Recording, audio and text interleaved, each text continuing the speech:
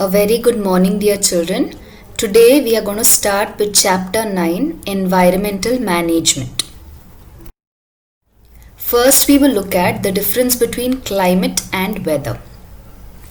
Weather is related to the atmospheric condition at a particular place and at a particular time, and climate is related to the atmospheric condition of a larger area for a longer duration. So, weather is nothing but it is the everyday atmospheric conditions which keep changing. We must have read about weather forecast in a newspaper. It comes on a daily basis and it is not going to be the same every day. So the atmospheric condition of a region which keeps changing on a daily basis is called as weather. So the everyday condition of a place is called weather. In this picture, this is talking about the weather of Jaipur, which is in Rajasthan. Now here down they have given the temperatures of Rajasthan or at that place on a daily basis. If you see on Sunday it is 34 degrees, Monday 36, Tuesday 34, Wednesday 33 and so on. So the condition which keeps changing on a daily basis or the atmospheric condition of the day is called as weather. We normally express by saying that today it is too cold or it is very hot today. That's basically when we are talking about the weather. That is the present daily condition or the present atmospheric condition is called as weather. Now what is climate? Climate is the same thing but it's done for a longer period of time. Okay, that means whatever recordings we are doing, we keep doing that for several days or several months or several years and the average is taken. Okay, like in the previous picture when you saw, if you just look at this picture carefully, if you see on Sunday it is 34, Tuesday it is 34, Saturday it is 34, Sunday again it is 34. So in a week approximately 3 or 4 days is 34 degrees. So you can say that the average approximately comes up to be 34. Okay, so similarly when you're doing the same thing for several days or several months, what happens is you get an average temperature, you get the average condition or the average atmosphere. Exactly how is the temperature there? You get an average of that. So that average reading which you're getting over a long period of time is called as climate. So you can say that in Rajasthan the climate is hot, okay, or dry climate. How are you saying that Rajasthan has the climate of hot or it is dry in Rajasthan? That's basically because of the studies which have been done over a long period of time. Okay, so I hope the difference between weather and climate is clear.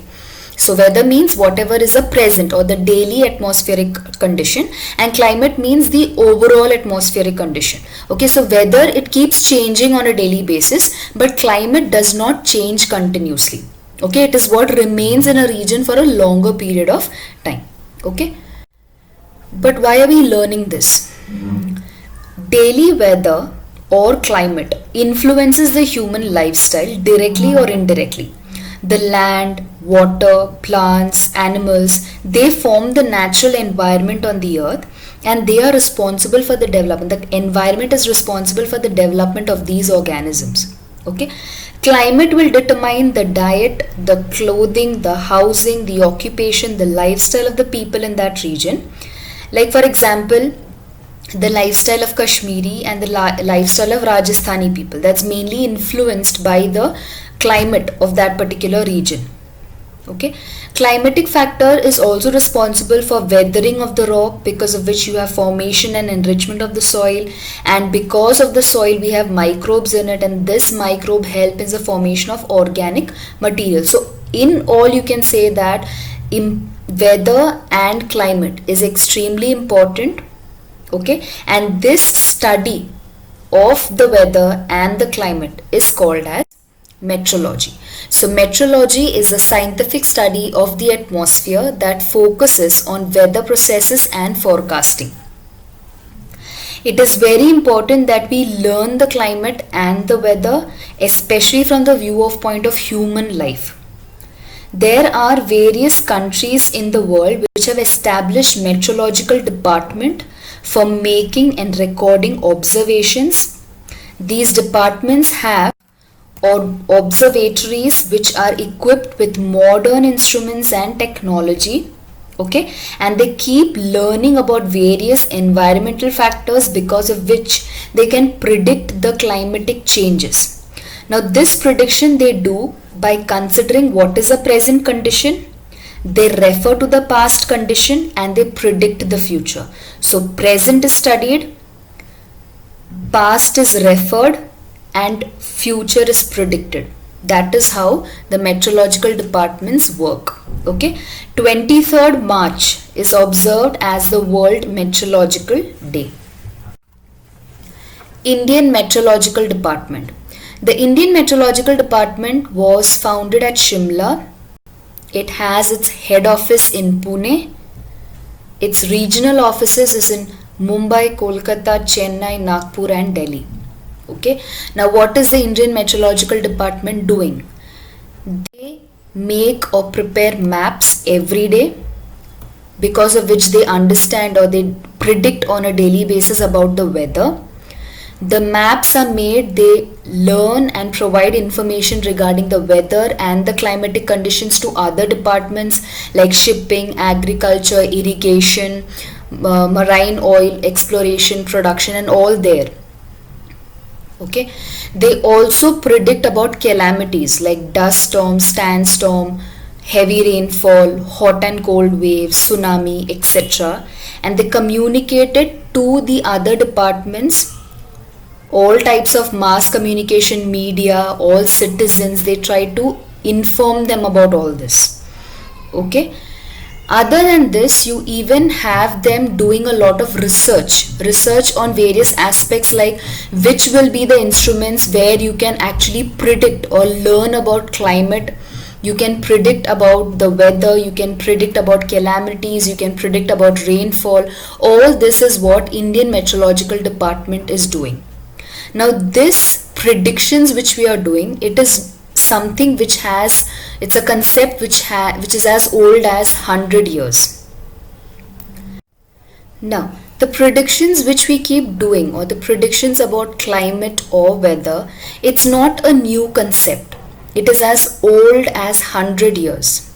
Okay, after the famine in 1877, Henry Francis Blandford, who is the founder of IMD, he had made a prediction for the first time by taking the snowfall in Himalaya as a parameter. So he looked or he observed about the snowfall in the Himalaya, and based on that he had predicted an event to take place.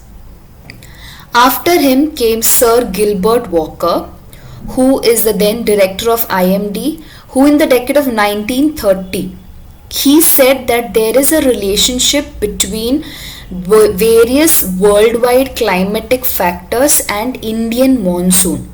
And because of his study, we were able to understand, he put forth a hypothesis that we can predict the nature of the monsoon that will be there if you learn about the worldwide climatic factors.